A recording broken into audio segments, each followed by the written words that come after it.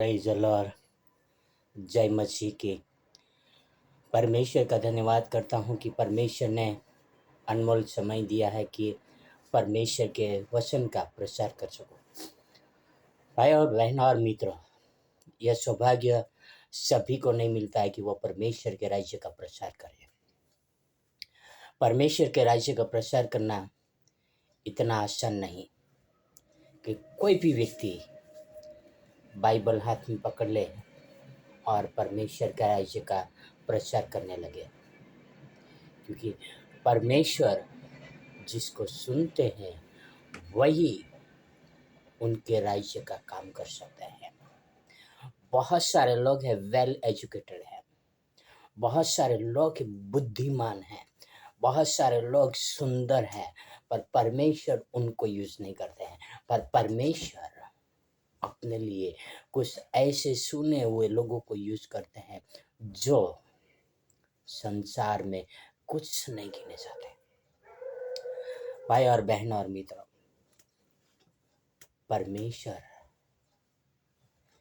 के सामने जो कोई दिन बनता है, परमेश्वर के सामने जो अपने आप को समर्पण करता है, उसी को परमेश्वर अपने राज्य के कार्य के लिए तैयार करते हैं और परमेश्वर उसी को इस्तेमाल करते हैं।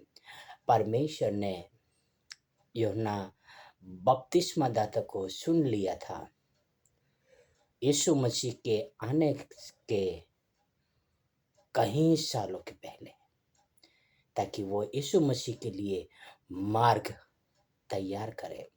आओ हम पवित्र शास्त्र में देखते हैं यशायाह 40:3, यशायाह 40 में वचन 3। यहाँ पर लिखा है, किसी की पुकार सुनाई देती है, जंगल में यहोवा का मार्ग सुधारो, हमारे परमेश्वर के लिए अराबा में एक राजमार्ग सोरस करो। आमीन।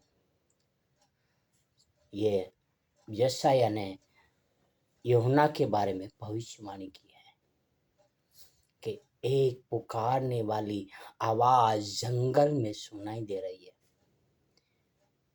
कि परमेश्वर के लिए राजमार्ग तैयार करो। भाई और बहनों मित्रों, ये बात किस तरह से यीशु मसीह के आने से पहले पूरी हुई, आओ देखते हैं मरकुस 1 में 2 और 3। यहाँ पर लिखा है, मार्क 1:2-3। यहाँ पे लिखा है, जैसे यशायाह भविष्य वक्ता की पुस्तक में लिखा है, देख मैं अपने दूत को तेरे आगे भेजता हूँ जो तेरे लिए मार्ग सुधारेगा। आमीन। और जंगल में एक पुकारने वाले का शब्द हो रहा है कि प्रभु का मार्ग तैयार करो और उसकी सड़कें सीधी करो। आमीन। यीशु मसीह के आने के पहले परमेश्वर ने यूहन्ना को भेजा और उसने यीशु मसीह के लिए मार्ग तैयार किए। और किस तरह से यूहन्ना जंगल में बपतिस्मा देते रहा। कोई आलीशान तालाब नहीं था, कोई आलीशान जगह नहीं थी, पर किस तरह से वो जंगल में वो प्रचार करता था और जंगल में लोग उसके पीछे जाते थे बपतिस्मा लेने के लिए। यीशु मसीह उनके पीछे गए और बपतिस्मा लिया और यीशु मसीह ने वो काम उनके सुने हुए लोगों को दिया है। उन लोगों को जो संसार में कुछ नहीं गिने जाने थे, संसार में उसकी कोई इज्जत नहीं थी, ऐसे लोगों को यीशु मसीह ने उनके मार्ग के लिए तैयार किया। जंगल में मार्ग सीधा करो, उसका मतलब क्या है? जंगल में लोग भटक जाते हैं, कोई भी जाएंगे तो। और हम इस संसार के ऐसे जंगल में रहते हैं जो घनघोर वृक्षों से नहीं पर घनघोर पापों में जी रहे हैं और वो पापों से बचाने के लिए यीशु मसीह आए, और वो पापों से बचाने के लिए यीशु मसीह ने अपने आप को क्रूस पर कुर्बान किया, और उस रास्ता को तैयार करने के लिए परमेश्वर ने यूहन्ना को भेजा। और यीशु मसीह आज उनके अनुयायी को भेज रहे हैं, जो उनके वचन को मानते हैं, जो उनके वचन के अनुसार चलते हैं। यीशु मसीह उनको आज उनके वचन को लेके प्रचार करने के लिए भेज रहे हैं। क्या आप तैयार है परमेश्वर के मार्ग का प्रचार करने के लिए? परमेश्वर ने आपको भी सुन लिया है, परमेश्वर ने मुझे भी सुन लिया है। परमेश्वर अपने सुने हुओं को कहते हैं, जाओ और यीशु मसीह के बारे में बताओ। स्वर्ग और पृथ्वी का अधिकार उसी के पास है, यीशु मसीह के पास है।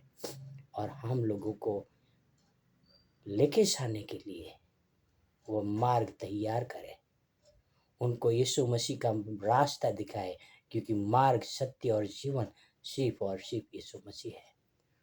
आओ हम लोगों के लिए रास्ता तैयार करें, स्वर्ग लेके जाने के लिए, यीशु मसीह के साथ जुड़ने के लिए ऐसा रास्ता तैयार करें कि वो यीशु मसीह को मिल सके।